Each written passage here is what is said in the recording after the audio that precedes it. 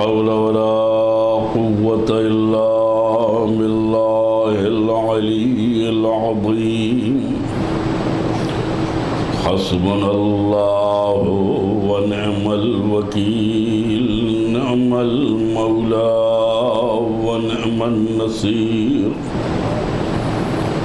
أعوذ بالله السميع العليم من الشيطان اللعين الرجيم بسم الله الرحمن الرحيم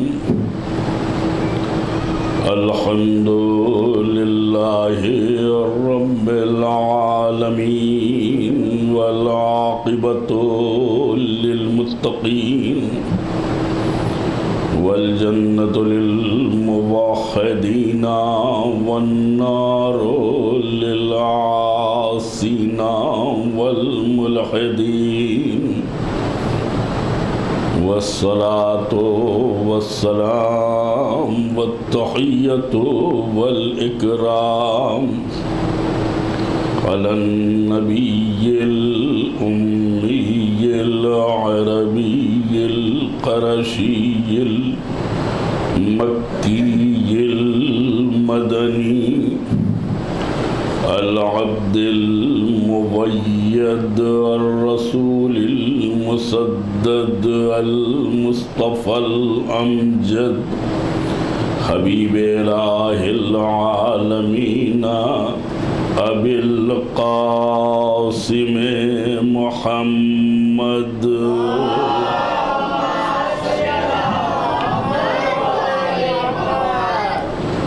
وآله الطيبين الطاهرين المعصومين المظلومين الذين أذهب الله عنهم الرجس وطهرهم تطهيرا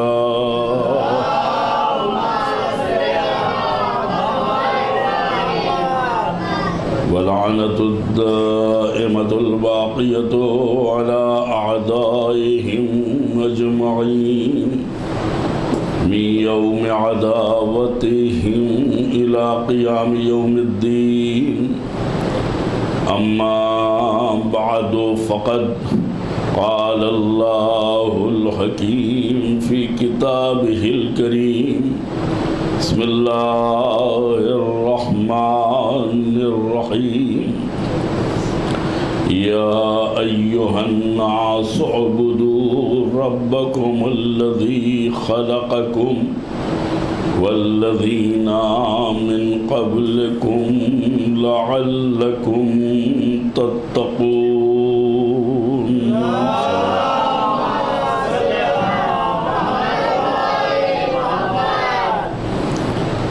خداوند عالم لوگوں سے خطاب کرتے ہوئے اپنی ربوبیت اور خالقیت کا حوالہ دیتے ہوئے عبادت کی دعوت دے رہا ہے۔ اے لوگو، اپنے اس پروردگار کی عبادت کرو جس نے تمہیں بھی پیدا کیا ہے اور تم سے پہلے والوں کو بھی پیدا کیا ہے۔ شاید متقی بن جاؤ، شاید گناہوں سے پرہیز کرو، شاید میری بارگاہ میں نافرمانی سے بچنے والے شمار کیے جاؤ۔ ظاہر سی بات ہے کہ خداوند عالم نے عبادت کے لیے جو حکم دیا ہے، یہ عبادت انسان کی اپنی ضرورت ہے، بندے کی اپنی نیاز ہے۔ اس لیے کہ اگر تین چیزیں نہ ہوتی تو انسان کبھی کسی کے آگے سر نہ جھکاتا۔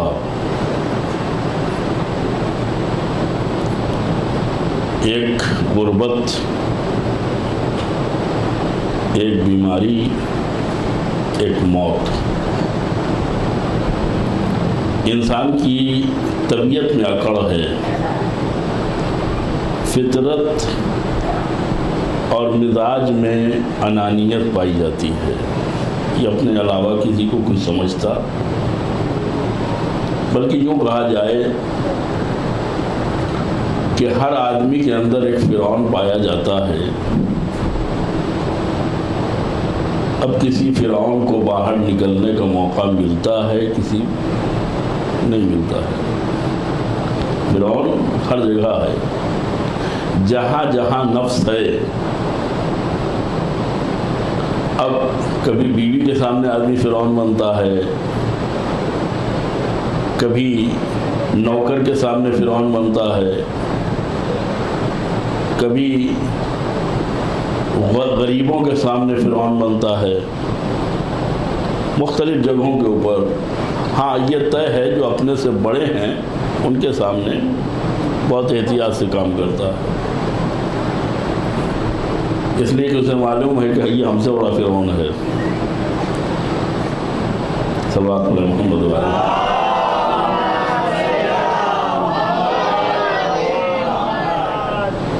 یہ جو اندر فرعون ہے، اسی کو نکالنے کے لیے عبادت کا مطالبہ ہے.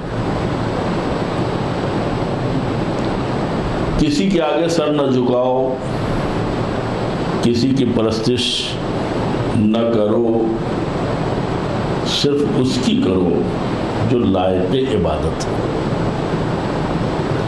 اور یہ تم سمجھو گے لیکن ہمارے بتانے کے بعد، ہمارے سمجھانے کے بعد، اس لیے کہ تمہیں خود اپنی قیمت نہیں معلوم ہے. تمہیں خود اپنی قدر و قیمت کا اندازہ نہیں ہے. چنانچہ آپ دیکھیں کہ انسان ایک مرحلہ آتا ہے جب اپنی قیمت وصول کرنے کے لیے آمادہ ہو جاتا ہے. آپ کسی سے کہیے کہ اپنا قلم بیچو گے، فکر بیچو گے، خیالات بیچو گے، ضمیر بیچو گے. بکتا ہے، بس یہ ہے کہ مہنگا. کچھ لوگ سستے میں بک جاتے ہیں، جلد بازی میں سستے میں بک جاتے ہیں. انہیں یقین نہیں ہوتا کہ ہم مہنگے بکیں گے، تو وہ جلدی راضی ہو جاتے ہیں اور تھوڑے پیسوں میں بک جاتے ہیں. لیکن کچھ لوگ دیر میں بکتے ہیں. ان کی ایمانداری یا ان کی اپنی انا یا ان کا اپنا ضمیر کسی حد تک انہیں روکے رہتا ہے، لیکن جب قیمت زیادہ لگ جاتی ہے، آپ کسی سے کہیے بھائی سگریٹ نقصان دہ ہے مت پیا کرو، کہنے چھوٹتی ہی نہیں ہے. نہیں چھوٹتی، کوشش کیجئے کہ نہیں، بہت کوشش کیا، یہ کسی قیمت پہ چھوڑنے والے نہیں ہیں. ان سے کہیے 1 کروڑ ہم دیں گے، اس کو چھوڑ دو، پھر دیکھیں چھوٹتی ہے کہ نہیں. ممکن ہے 1000 میں نہ چھوٹے، 10,000 میں نہ چھوٹے، لاکھ میں نہ چھوٹے، لیکن جب قیمت آپ زیادہ دے دیجئے تو پھر آدمی سوچنے پر آمادہ ہو جاتا ہے کہ ہاں بھائی یہ بری بات نہیں ہے، یہ معاملہ کیا جا سکتا ہے. انسان جب بکنے کے معیار کے اوپر آ جاتا ہے تو اسے اپنی قیمت کو معلوم ہونا چاہیے. کیا قیمت ہے اس کی؟ ہر چیز کی قیمت جو ہے وہ طے ہے، ہر زمانے میں طے ہے. حالات کے اعتبار سے قیمتیں کم یا زیادہ ہوتی ہیں، موقعیت کے اعتبار سے، ضرورت کے اعتبار سے. بیچنے والا جو ہے وہ اگر ضرورت مند ہے تو قیمت کم ہو جائے گی، خریدنے والا جو ہے وہ ضرورت مند ہے تو زیادہ ہو جائے گی. کس کے اعتبار سے؟ ایسا نہیں ہے کہ ہمیں قیمت کا اندازہ نہیں ہے، لیکن انسان کی قیمت کیا ہے؟ چیزوں کی قیمت تو معلوم ہے، انسان کی قیمت کیا ہے؟ انسان اگر اپنی قیمت لگائے گا تو اپنے اعتبار سے، لیکن بنانے والا اگر قیمت دے گا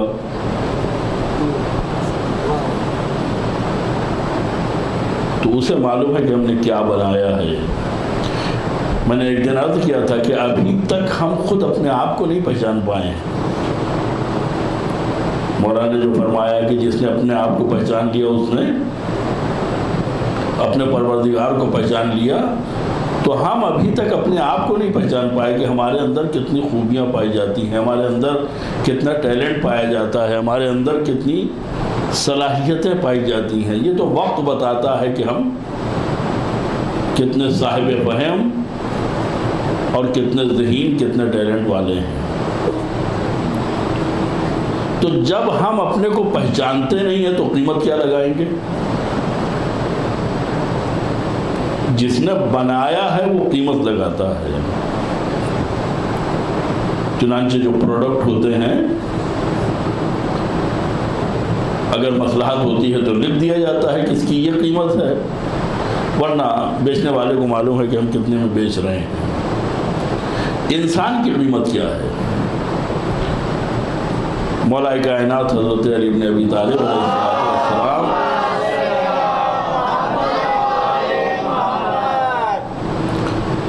فرماتے ہیں کہ اِنَّهُ لَيْسَ لِأَنفُسِكُمْ ثَمَنٌ إِلَّا الْجَنَّةُ،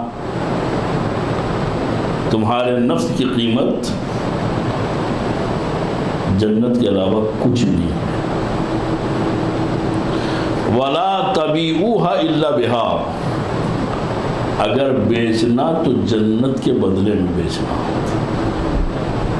ورنہ نہ بیچنا۔ قرآن کیا کہتا ہے اس سلسلے میں؟ ان اللہ اشترى من المؤمنین انفسهم واموالهم وانفسهم بان لهم الجنہ، خدا جو ہے مومنین سے ان کے مال کو، ان کے نفسوں کو جنت کے بدلے خریدتا ہے۔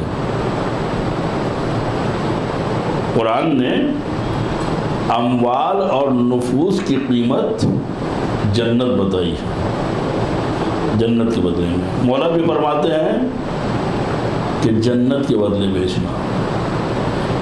اب ظاہر سی بات ہے کہ جب ہم نفسوں کو دیکھتے ہیں تو نفس بھی ایک جیسے نہیں ہیں، البتہ نفسوں کی قسمیں ہیں۔ نفس امارہ ہے، نفس لوامہ ہے، نفس راضیہ ہے، نفس مرضیہ ہے،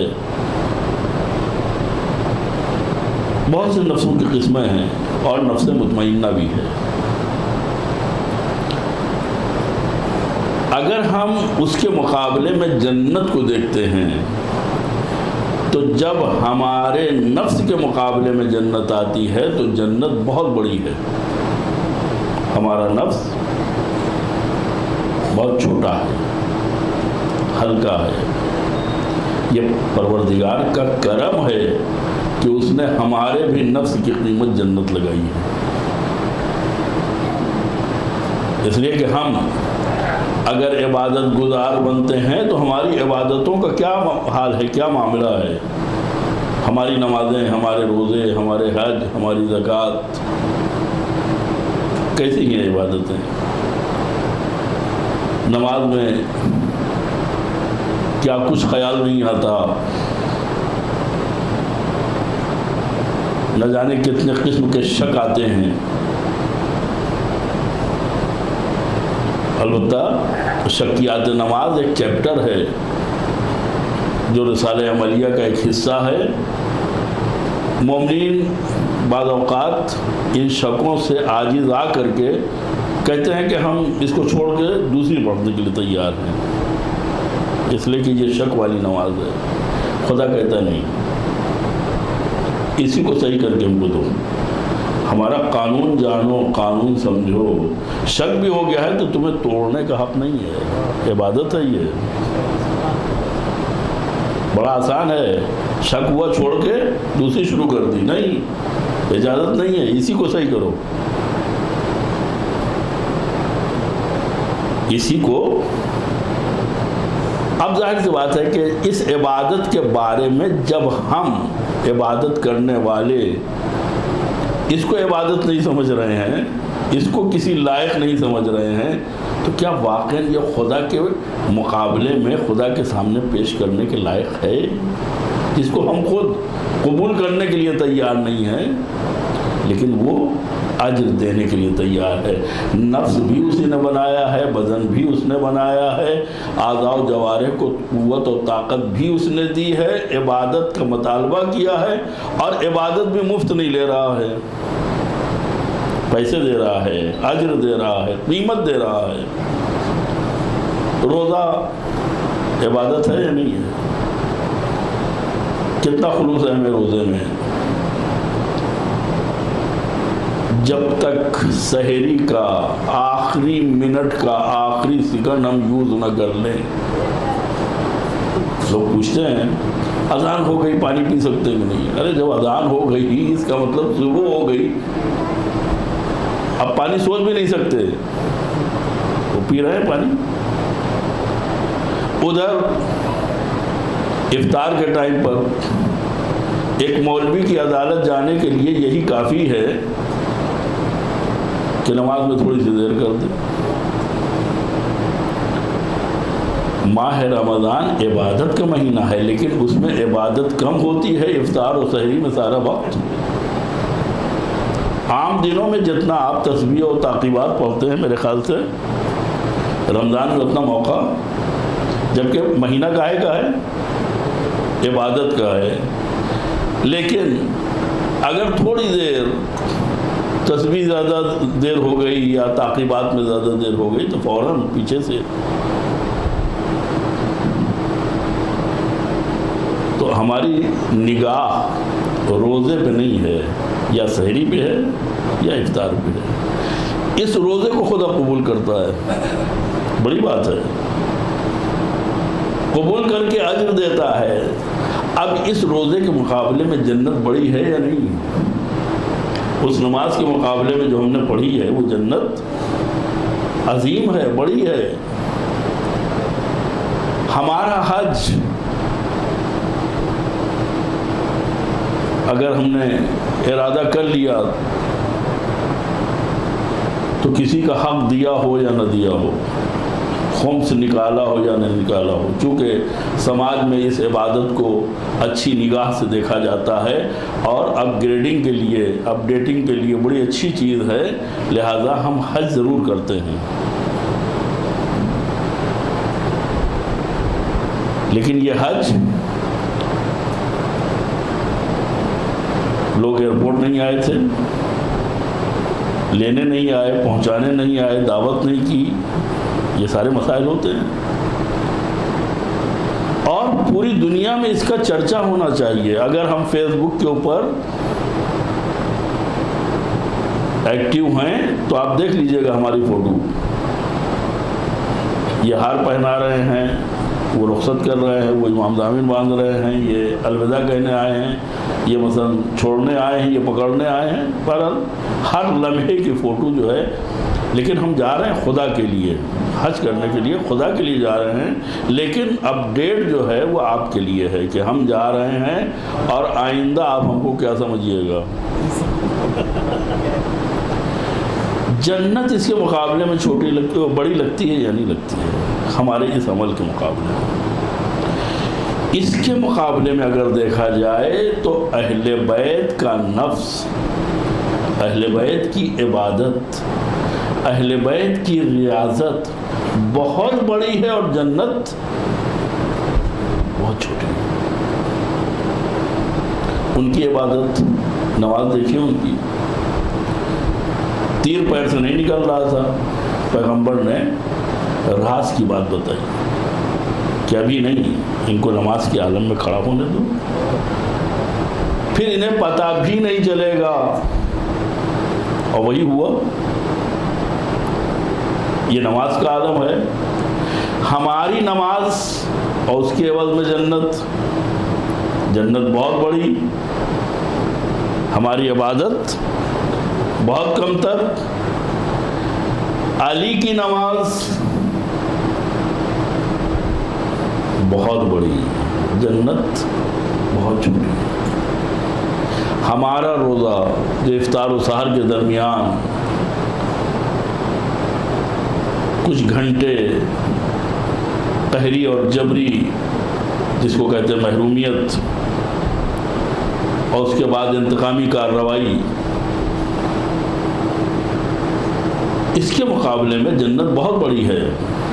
لیکن جہاں اپنے آگے کی روٹی مسکینا و یتیما و اسیرا،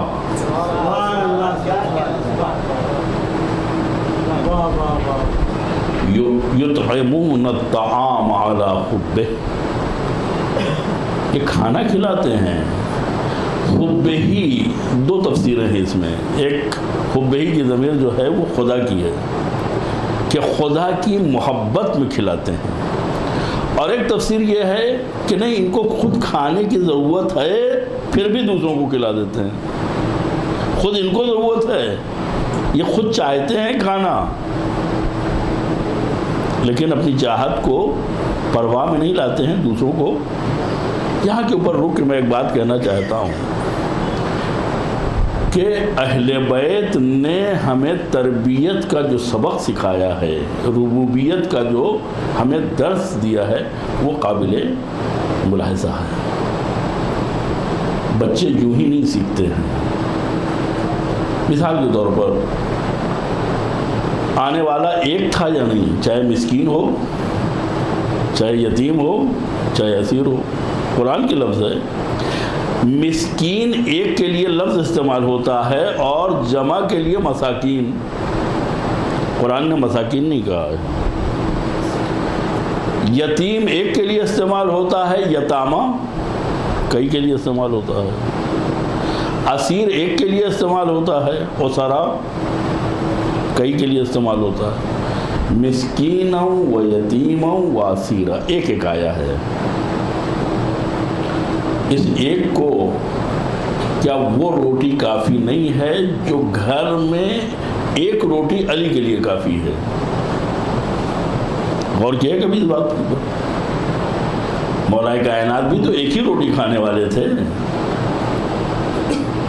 اگر مولا کائنات اپنے حصے کی روٹی مسکین یتیم اسیر کو دے دیتے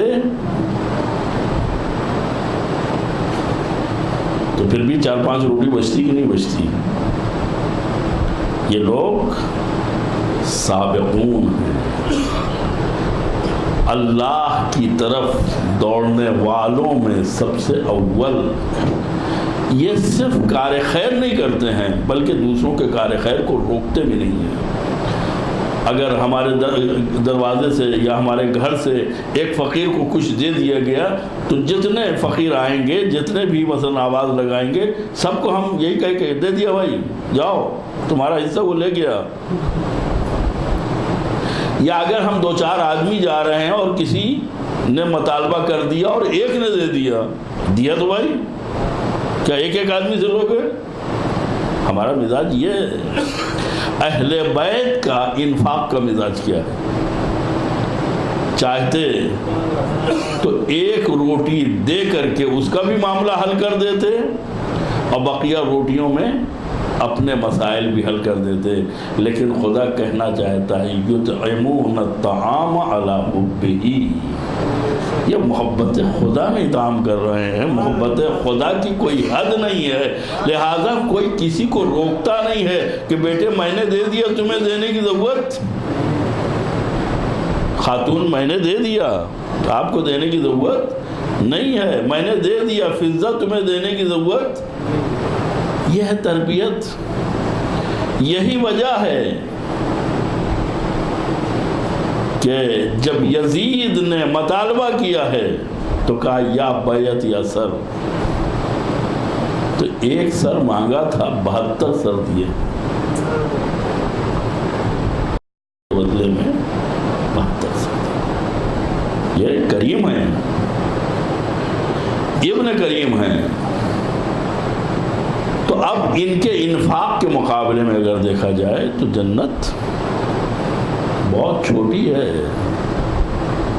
ان کو بھی جنت ملے، ہم کو بھی جنت ملے، شاید یہی وجہ تھی کہ قدرت نے بتایا کہ ہر نفس کی قیمت جنت نہیں ہے، کم سے کم قیمت جو ہے وہ جنت ہے۔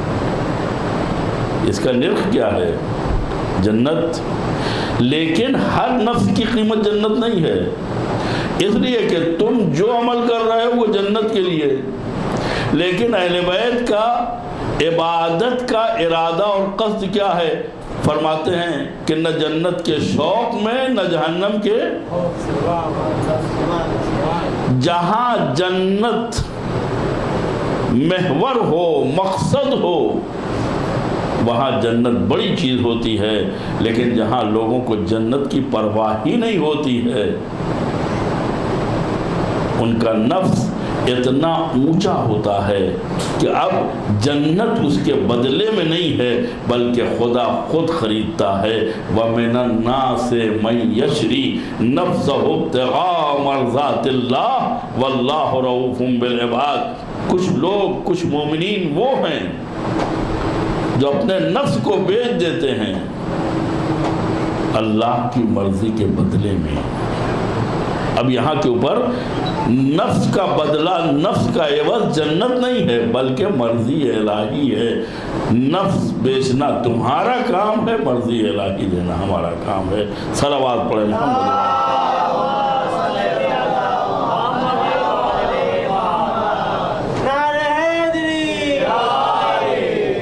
اگر خدا نے یہ کہا ہوتا کہ سب کی قیمت جنت ہے تو ہمیں اعتراض کرنے کا حق تھا کہ سارے نفس ایک جیسے نہیں ہیں۔ نہیں، کم سے کم قیمت جنت، اس کو جنت کے علاوہ، یعنی آپ دیکھیں جب ہم ایک چیز بازار میں لے کے جاتے ہیں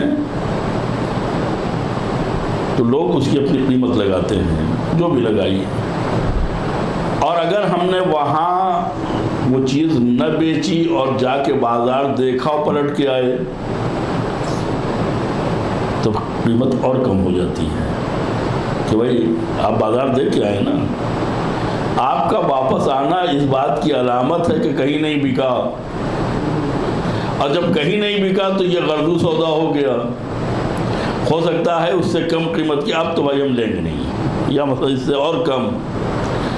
یہاں خدا اتنا انصاف ور ہے کہ اگر حر جیسا بھی اپنا نفس لے کے آتا ہے تو قیمت میں کمی نہیں کرتا ہے۔ آؤ ہماری بارگاہ میں توبہ کر کے بھی آؤ گے تو ہم تمہیں قیمت وہی دیں گے جو ایک مومن کو دیتے ہیں۔ صلوات پڑھیں۔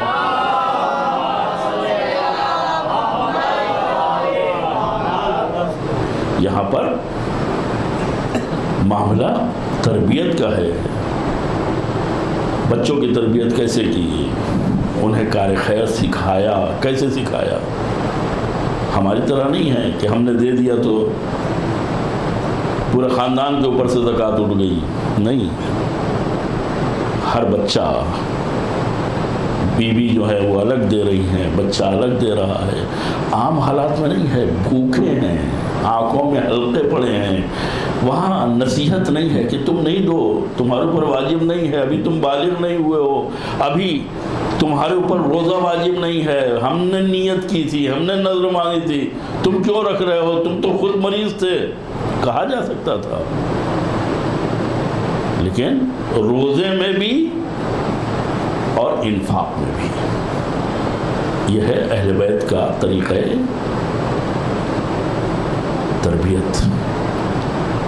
لہذا ہمیں اس سے سبق حاصل کرنا چاہیے، اور اگر ہم اپنے نفس کا سودا کر رہے ہیں تو جنت کے بدلے لا تبیعوہا الا بہا، اس سے کم پہ نہ بیچیں، اس لیے کہ اس سے کم پہ اگر بکے گا تو گھاٹے کا سودا ہے، اس لیے کہ یہ خدا کا بنایا ہوا ہے، یہ شاہکار ہے پروردگار کا، اس سے کم پہ اگر جائے گا تو یہ خدا کی بے عزتی ہے، بے حرمتی ہے۔ چنانچہ جب کمپنیاں کوئی چیز بناتی ہیں تو بعض اوقات ان کی ساکھ اس سے منسلک ہوتی ہے۔ اب رولز رائس لے کر کے جو نامی گرامی کار کی کمپنی ہے، آپ ٹیکسی بنا دیجئے، نہیں بنا سکتے ہیں. وہ لوگ ہر قیمت پہ اپنی گاڑی خرید کے واپس لے جائیں گے لیکن اجازت نہیں دیں گے. خدا بھی نہیں چاہتا ہے کہ میرا بنایا ہوا نفس بتوں کے سامنے جھکے, شیطان کے سامنے جھکے, یزید کے ہاتھ بکے, سنان کے ہاتھ پہ سودا ہو. نہیں, تو بہت اونچے ہو. لہذا اس نے تربیت کا ماحول بنایا ہے. ماشاءاللہ مدرسے میں مجلس ہو رہی ہے جہاں آپ کے بچے تعلیم حاصل کرتے ہیں, اور ظاہر سی بات ہے کہ تعلیم ایک اہم مسئلہ ہے اپنی جگہ کے اوپر, لیکن تعلیم سے زیادہ تربیت کا مسئلہ ہے. بلکہ یوں کہا جائے کہ تعلیم کو ہضم کرنے کا مطلب ہے تربیت. بہت سے لوگ تعلیم کا مطلب کیا ہے؟ علم حاصل کرنا. علم حاصل کرنے کا مطلب یہ ہے کہ علم کا گوڈاؤن بن جانا. یہی ہوگا نا, جتنا حاصل کرو. حاصل کرنے کا یہ مطلب نہیں ہے کہ اس علم کی وجہ سے گوڈاؤن میں کوئی فرق آئے گا. ہاں, جب انہی چیزوں کو جو گوڈاؤن میں رکھا ہے ہم سجا کے رکھیں گے, یعنی اپلائی کریں گے, تب جا کر کے اس علم کا استعمال ہوگا. تو علم حاصل کرنا یعنی معلومات کا ذخیرہ کرنا, یہ الگ کام ہے, اور تربیت پانا یہ الگ کام ہے. یہاں ماشاءاللہ تربیت بھی ہو رہی ہے اور علم بھی تقسیم ہو رہا ہے. بچے سنجیدگی اس کے ساتھ آئیں, پڑھیں. اور صرف بچوں کی ذمہ داری نہیں ہے, جب بچے آتے ہیں تو بڑوں کی ذمہ داری بڑھ جاتی ہے. صدیقہ طاہرہ حضرت فاطمہ زہرا سلام اللہ علیہ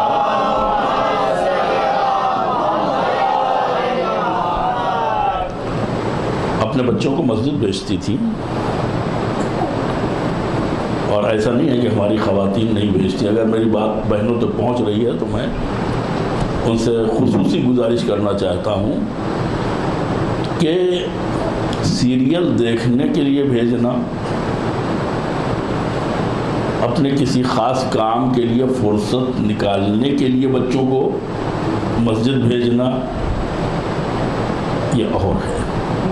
لیکن سیکھنے کے لیے بھیجنا, نیت میں بھی فرق ہے کہ آپ کس کام کو کس نیت سے, تو نیت کا اثر ہوتا ہے یا نہیں. بلکہ حدیث ہے کہ آدمی کے عمل کی قیمت نیت جو ہے اس سے زیادہ بہتر ہوتی ہے. یعنی نیت کی قیمت زیادہ ہوتی ہے عمل کے مقابلے میں. یعنی نیت عمل کو بہتر بنا دیتا ہے یا عمل میں روح پیدا کر دیتا ہے. بات آ گئی تو بچوں کو سمجھا دوں میں کہ عمل ممکن ہے ایک جیسا ہو, لیکن نیت کی بنیاد کے اوپر فرق ہو جاتا ہے. ممکن ہے عمل نامکمل ہو, لیکن نیت اگر ہو تو وہ نامکمل عمل بھی مکمل مانا جاتا ہے. ابراہیم کی نیت کیا ہے؟ بیٹے کو ذبح کرنا. اسماعیل کی نیت کیا ہے؟ ذبح ہونا. دونوں نے اپنا کام کیا, ہاتھ باندھے, آنکھ پہ پٹی باندھی, اپنا عمل کرنا چاہا, عمل مکمل نہیں ہوا. خدا نے اسماعیل کے بدلے میں ذبیحہ بھیج دیا, ایک جانور بھیج دیا. لیکن اس کے باوجود بھی آج جب ہم زیارت پڑھتے ہیں تو اس میں اسماعیل کا لقب ہے ذبیح اللہ. ذبیح اللہ کسے کہتے ہیں؟ جو اللہ کی راہ میں ذبح ہو گیا ہو. لیکن یہ تو ذبح ہی نہیں ہوئے تھے. خدا کے لیے آسان ہے کہ گردن کٹے, بعد میں پھر ملا کر کے پھر کھڑا کر دے. جب بندوں میں اتنا دم خم پایا جاتا ہے کہ کسی کا بھی سر میلے لگا دیتے ہیں, وہ زندہ ہو جاتا ہے. ابھی آپ نے دیکھا ہی, تو خدا ہے, مالک ہے, خالق ہے. وہ اسی سر کو لگا کر کے دوبارہ زندہ کر سکتا تھا اور بعد میں ذبیح اللہ کہتا تو کوئی مشکل نہیں تھی. لیکن کٹنے کے بجائے ذبیحہ آ گیا اور پھر بھی اسماعیل کیا ہے؟ ذبیح اللہ. کیوں؟ اس لیے کہ انہوں نے عمل میں کوئی کسر نہیں چھوڑی تھی. عمل میں کوئی کسر نہیں چھوڑی تھی.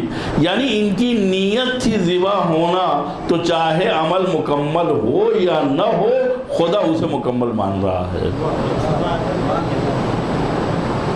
تو یہ اس کا مطلب کیا ہے؟ اس کا مطلب یہ ہے کہ نیت جو ہے وہ انسان کے عمل میں کیا کرتی ہے؟ روح ڈالتی ہے، جان ڈالتی ہے. ہم کس نیت سے کون سا کام کر رہے ہیں؟ ڈاکٹر بھی پیٹ چاک کرتا ہے آپریشن کے لیے، اور ڈاکو بھی پیٹ چاک کرتا ہے. دونوں میں فرق ہے یا نہیں ہے؟ ایک کے نام پہ ہم FIR لکھاتے ہیں، اس کو سزا دلاتے ہیں، اور ایک کو فیس دیتے ہیں، اس کو شکریہ ادا کرتے ہیں. کیوں؟ پیٹ کٹنے میں دونوں برابر ہیں، لیکن نیت میں یہ جان بچانے کے لیے پیٹ کاٹ رہا ہے، وہ جان لینے کے لیے. لہذا نیت کی بنیاد کے اوپر جو ہے وہ انسان کو، تو نیت جو ہے وہ سب سے اہم ہے. تربیت جو ہے وہ انتہائی اہم مرحلہ ہے. اگر انسان عمل کم بھی کرے لیکن اس کی نیت خیر کی ہو. اگر ہم نے اس لیے بھیجا ہے کہ گھر میں شور مچ رہا ہے، سر میں درد ہو رہا ہے، یہ وبال مولانا صاحب کے سر پہ جائے، یہ جا کے ان کو پریشان کریں، بہت زیادہ تربیت کرتے ہیں، بہت زیادہ علم کی باتیں کرتے ہیں، جاؤ وہیں شور مچاؤ، تو ظاہر سی بات ہے اس کا اثر پڑے گا. لیکن اگر واقعا نیت ہے علم حاصل کرنے کی تو اس کا اثر صرف، میں یہیں پہ اپنی بات مکمل کروں گا کہ اس نیت سے بھیجو کہ تربیت ہو، اس نیت سے بھیجو کہ تعلیم ہو. تعلیم کے لیے بھیج کر کے خود اپنے آپ کو بری الذمہ نہ کرو. صدیقہ نے بھیجا اور جب بچے واپس گئے تو ان کا عمل دیکھیے، کیا سنا، کیا پڑھا. چنانچہ نہ صرف یہ کہ امام حسن نے پوری ایکٹیویٹیز بیان کی بلکہ لہجہ پیغمبر میں بیان کرتے ہیں. اب دوسرا مرحلہ ہے کہ بچوں سے تو ماں نے پوچھ لیا کہ کہاں گئے تھے اور کیا کیا. ماں کی ذمہ داری ہے کہ گھر میں بھی علمی ماحول قائم کرے. اس لیے کہ بچہ کتنی دیر کے لیے مدرسہ جاتا ہے، کتنی دیر کے لیے مسجد جاتا ہے. اور ایک بات اور بھی عرض کر دوں کہ جب آپ پوچھیں کہ کیا سنا ہے، تو مسجد میں آنے کے بعد، اب ظاہر سی بات ہے کہ ہاں مجلس ہو رہی ہے، مجلسوں میں بھی بچے بیٹھتے ہیں، جہاں 80 سال کا بوڑھا ہے وہیں 8 سال کا بچہ بھی بیٹھا ہوا ہے. کیا دونوں کی فکر ایک ہی ہے، سمجھ ایک ہی ہے؟ کیا واقعاً مجلس سے وہی پیغام لے کہ وہ بچہ بھی جا رہا ہے، 80 سال کا بوڑھا بھی جا رہا ہے؟ اگر یہ نہیں سمجھے تو پھر بزرگوں کو سمجھانا ضروری ہے.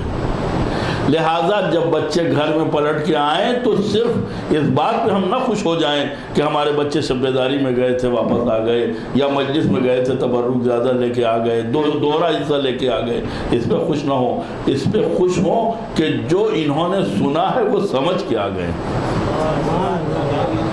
اس لیے کہ اگر آج نہیں سمجھے تو پھر کبھی نہیں سمجھیں گے، یا غلط سمجھے تو ہمیشہ غلط ہی رہے گا. لہذا گھر میں علمی ماحول بنانا بھی کیا ہے؟ ضروری ہے. شوہر اور زوجہ میں بات ہو رہی ہے. آج میرے بابا نے اس آیت کی تفسیر یہ بیان کی، اس مقدمے کا فیصلہ یہ کیا، آج یہ حدیث بیان ہوئی، یہ مسئلہ بیان کیا. فاطمہ تم تو نہیں تھی مسجد میں، تم نہیں تھی، تمہیں کیسے معلوم؟ کہ آپ کا بیٹا حسن. لہجہ رسالت میں یہ ساری گفتگو ہم تک پہنچاتا ہے. یعنی ایسے بیان کیا کہ مولا کائنات کو شوق ہوا کہ میں خود اپنے کانوں سے امام حسن کے ذریعے لہجہ رسالت میں گفتگو سنوں. چنانچہ آ کے پردے کے پیچھے بیٹھ جاتے ہیں.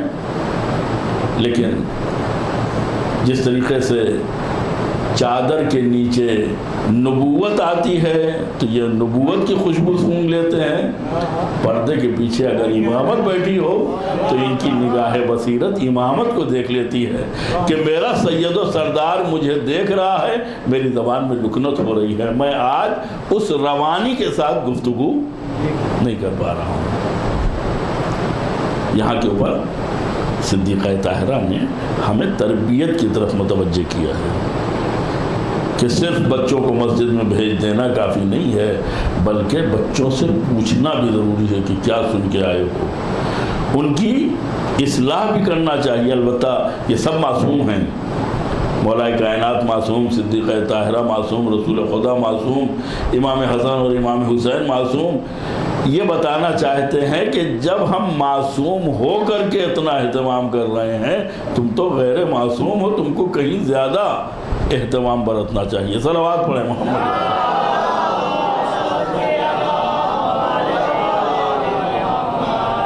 لہذا تربیت کا ماحول جو ہے آسان کام نہیں ہے. بچے کو پال کے بڑا کرنا, یہی وجہ ہے کہ خداوند عالم نے والدین کا مرتبہ اپنی توحید کے ساتھ بیان کیا.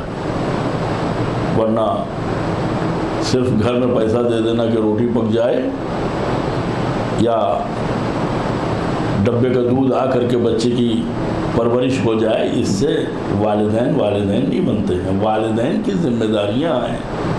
ایک بات کہہ کر کے اپنی بات مکمل کر دوں. اسی طرح تربیت کے ماحول میں ایک چیز ہمارے ہاں بچوں کو جو احترام ملنا چاہیے وہ نہیں ملتا ہے. بچوں کی بھی ایک شخصیت ہوتی ہے, ان کا اپنا وقار ہوتا ہے, ان کی اپنی عزت ہوتی ہے. آپ فطرت دیکھیں, دسترخوان پہ آپ بیٹھے ہوئے ہیں تو آپ بچے کو دوسرے کی پلیٹ میں نہ دیجیے, اس کی پلیٹ مستقل ہونا چاہیے. وہ خود چاہتا ہے, چمچ پکڑ نہیں پاتا ہے, لیکن وہ خود سے چاہتا ہے کھانے کے لیے, مستقل آزاد رہنا چاہتا ہے. وہ آپ کا ممنون کرم نہیں ہونا چاہتا ہے, اسے آزادی چاہیے. چاہے وہ گرائے چاہے کچھ کرے, لیکن وہ چاہتا ہے کہ اپنے ہاتھ سے. تو اسی طریقے سے اس کی بھی ایک عزت نفس ہے. کبھی بھی ہم اس کی طرف غافل نہ ہوں کہ ہم مہمانوں کے سامنے بچوں کو ٹوک دیں یا ان کی بے عزتی کر دیں یا انہیں ڈانٹ دیں. یا بعض اوقات ایسا ہوتا ہے کہ ہم بچوں کے دماغ میں اپنی ذہنیت بھر دیتے ہیں, یہ گھامڑ ہے, یہ بالکل اس کی سمجھ میں کچھ نہیں آتا ہے, اور یہ تو بالکل غبی ہے, یہ تو کچھ نہیں کر سکتا, پوری زندگی میں کچھ نہیں کر سکتا, یہ صرف غلطیاں کرتا ہے. مثلا بچوں کے دماغ میں یہ بات بیٹھ جاتی ہے. یا بعض اوقات کمپیئر کرتے ہیں ایک بچے کو دوسرے بچے کے ساتھ. کبھی نہ کیجیے گا. دو بچوں کو چاہے ایک گھر میں ہوں, چاہے ایک جیسے ہوں, بہن بھائی ہوں, بھائی ہوں, ایک دوسرے سے کمپیئر نہ کیجیے گا. ہر بچے کی الگ ذہنیت ہے, ہر بچے کی الگ صلاحیت ہے. ممکن ہے آپ کے پڑھانے اور سکھانے کا طریقہ اس کے ساتھ جو ہے وہ صحیح نہ ہو, ورنہ اگر اسے صحیح ماحول مل جائے تو ممکن ہے ایک ڈاکٹر بن جائے کہ انجینئر بن جائے. اگر ذہنیت کا فرق ہے, آپ سمجھ رہے ہیں کہ گھامڑ ہے, تو یہ گھامڑ نہیں ہے, ممکن ہے اس کا ذوق دوسرا ہو, آپ سمجھ نہیں پا رہے ہیں. اسی لیے کاؤنسلنگ ہوتی ہے تاکہ اس کے اندر سے اس بچے کو نکالا جائے وہ جو آگے چل کے قوم کا مستقبل بن سکتا ہے. کبھی کمپیئر نہ کیجیے گا کہ یہ ذہین ہے اور یہ جو ہے وہ احمق ہے, ورنہ وہ بچہ جب آپ نے ایک بات کہہ دی تو وہ دماغ میں بیٹھ کہ ہم ترقی کر ہی نہیں سکتے, ہم سمجھ ہی نہیں سکتے, ہم پڑھ ہی نہیں سکتے. اور اس کو اگر یقین ہو گیا کہ نہیں پڑھ سکتے تو پھر دنیا کا کوئی آدمی اسے پڑھا نہیں سکتا. اس کے لیے میں ایک شاہد پیش کرنا چاہتا ہوں کمپیئر کے لیے، مقابلہ آرائی کے لیے۔ امام حسن اور امام حسین نے تختی لکھی، بڑی نازک بات ہے، لے کے آئے ماں کے پاس، دیکھیے خط کس کا اچھا ہے، بڑا نازک فیصلہ ہے، کس کا اچھا خط ہے۔ ماں نے کہا جا اپنے باپ کے پاس۔ صدیقہ طاہرہ فیصلہ نہیں کی، ہم فیصلہ کرتے ہیں، انہوں نے مقابلہ ہے۔ البتہ میں ایک بات واضح کر دوں کہ اسکول میں، مدرسے میں بچوں میں کمپٹیشن ہونا چاہیے، لیکن گھر میں بچوں میں کمپٹیشن تقابل نہیں ہونا چاہیے۔ مدرسے کا کمپٹیشن انسان کو آگے بڑھاتا ہے، گھر میں ماں باپ کی جو تلقین ہے وہ بچے میں بریک لگاتی ہے۔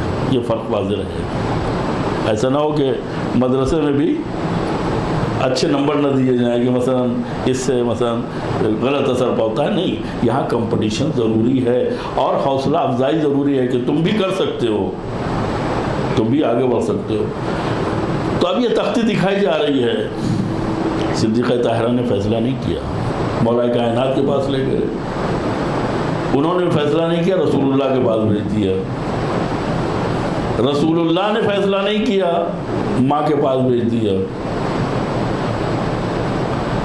اب ماں فیصلہ نہیں کر رہی ہے، عجیب و غریب بات ہے، میں اپنا ہار توڑتی ہوں، یہ کوئی فیصلہ ہوا؟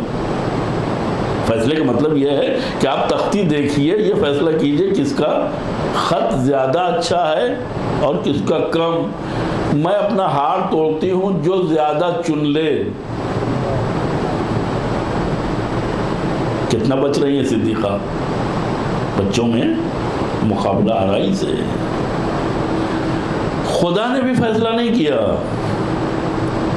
جب بچے 7 دانے تھے، ہار میں 7 دانے تھے، دونوں بچوں نے 3 چن لیے، جب ایک رہ گیا تو حکم خدا آیا کہ جبرائیل اسے توڑ دو۔ اس کا مطلب کیا ہے کہ خدا بھی فیصلہ نہیں کرنا چاہتا ہے۔ تو اب جب خدا فیصلہ نہیں کرنا چاہتا تو ہم جیسے بندے کیسے اتنے آرام سے فیصلہ کر دیا کرتے ہیں اور بچوں کے مستقبل کا فیصلہ کر دیا کرتے ہیں۔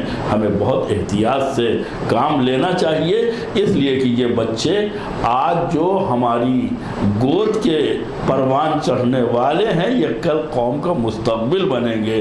مستقبل بنانا یہ آپ کی ذمہ داری ہے۔ صلوات پڑھیں محمد۔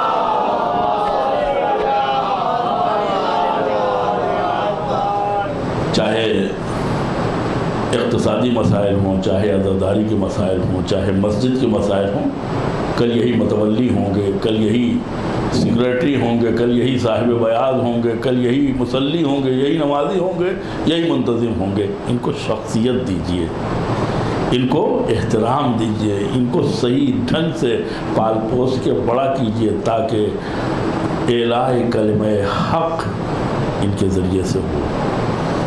یہ بچے نہیں ہیں، یہ ہمارا مستقبل ہے۔ پیغمبر نے بچے بچوں کے اوپر روئیں گے، امام حسین نے بنی اسد کے بچوں کے اوپر بھروسہ کیا، بچوں اگر تمہارے ماں باپ نہ آئیں، بچوں کو بچہ نہیں سمجھا، ذمہ داری دی ہے کہ اگر تمہارے ماں باپ نہ آئیں تو چلے آنا اور ہماری جسم کے اوپر خاک ڈال دینا، مٹی ڈال دینا۔ عزیزو، آج کل سفر کا مہینہ، شام میں اہل بیت کا قافلہ ہے، حسین کی ایک بچی ہے، کم سن بچی، سب کے بازو بندھے ہیں، اس کا گلا جب سب بیٹھتے ہیں تو وہ کھڑی رہتی ہے اور جب سب کھڑے ہوتے ہیں تو وہ پنجوں کے بل کھڑی،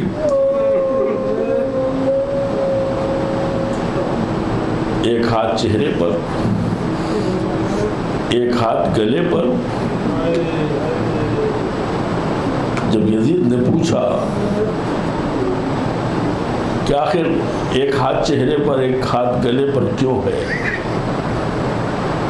خدا کی قسم اسیری کا مقصد واضح ہو گیا کہ سکینہ جیسی کمسن بچی یزید کے دربار میں مسئلہ شرعی بیان کر رہی ہے.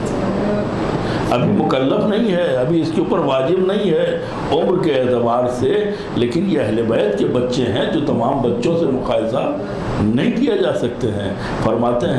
فرماتی ہیں کہ میری گلے کی رسی اتنی زور سے باندھی گئی ہے کہ سانس لینا مشکل ہو رہا ہے، لہذا ایک ہاتھ فطری طور پر میرا گلے کے اوپر ہے، اور دوسرا ہاتھ اس لیے ہے کہ میری ماں اور بہنوں کی عمر زیادہ ہے تو ان کے بال بھی بڑے ہیں، وہ اپنے بالوں سے اپنے چہرے کا پردہ کیے ہوئے ہیں، میرے بال چھوٹے ہیں تو میں اپنے ہاتھوں سے. یعنی یزید تجھے نہیں معلوم کہ ہم آل محمد کتنے پردہ دار ہیں، تو لو میں بتائے دیتی ہوں کہ میں کمسن بچی جس پر پردہ واجب بھی نہیں ہے وہ بھی تیرے دربار میں خدا کا پیغام پہنچانا چاہتی ہوں. یزید نے بات کو موڑ دیا. سنا ہے کہ تمہارا باپ تمہیں بہت چاہتا تھا. کہ یزید کون باپ ہے جو اپنی اولاد کو نہ چاہتا ہو؟ کہا نہیں، تمہارا باپ تمہیں بہت زیادہ چاہتا تھا کہ اس کی خبر تمام گونج رہی ہے. کہاں یہ غلط نہیں ہے. جب سے میرا بابا مارا گیا ہے میں سکون سے سو نہیں پائی. کہ میں نہیں مانتا ہوں. اگر یہ محبت واقعا سچی ہے تو تم اپنے باپ کو بلاؤ، اپنی گود میں لے لو. یہ تشت تلا میں سر رکھا ہوا ہے. سکینہ آگے بڑھی. کہا نہیں، تم آگے نہیں بڑھو گی، سر آگے بڑھے. ایک مرتبہ باپ کے کٹے ہوئے سر کو دیکھ کر کے آواز دیتی ہیں، بابا شہادت کے بعد میں مطالبہ نہیں کرتی، لیکن یزید ہماری اور آپ کی محبت کا امتحان لے رہا ہے، ہماری محبت کی عزت رکھ لیجئے. جلا ہوا کرتے کا دامن پھیلا دیا، تشت تلا سے سر حسین بلند ہوا، فضا میں آیا، سکینہ کی آغوش میں آ گیا، منہ پہ منہ رکھا. اے بابا تماچے مارے گئے، گوشوارے چھینے گئے، ہمیں دیار بدیار پھرایا گیا. آگے آگے منادی کی ندا تھی، ہاذہی سبایا من بنات رسول اللہ. سيعلم الذين ظلموا أي منقلب ينقلبون إنا لله وإنا إليه راجعون.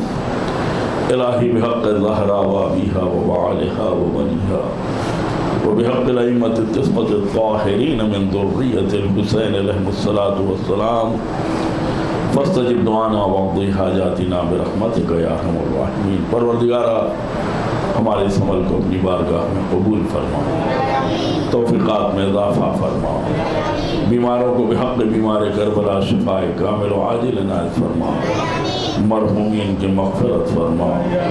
ہمیں اس وقت تک موت نہ دینا جب تک کہ تیری ذات اور ہمارے زمانے کا امام ہم سے راضی و خوشنود نہ ہو جائے. دنیا میں ہمیں زیارت محمد و آل محمد اور آخرت میں ان کی شفاعت نصیب فرما. پرچم اسلام کو سربلند فرما، پرچم کفر و نفاق و الحاد کو سرنگون فرما. علماء اعلام اور مراجع کرام کی حفاظت فرما، مزارات مقدسہ کی حفاظت فرما. اہل بیت کے چاہنے والے گوش و کنارے دنیا میں جہاں کہیں بھی ہوں ان کی جان مال عزت و ناموس کی حفاظت فرما. انقلابی اسلامی کا تحفظ فرما. دشمنان اسلام اگر اصلاح کے قابل نہیں ہیں تو ہیں نیست و نابود فرما، ولی برحق وارث زہرا امام زمانہ کے ظہور میں تعجیل فرما، ہم سب کو ان کے ناصروں مددگاروں اور غلاموں کی فہرست میں شامل فرما۔ وصلی اللہ علی محمد وآلہ الطیبین الطاہرین المعصومین۔ ایک سورہ فاتحہ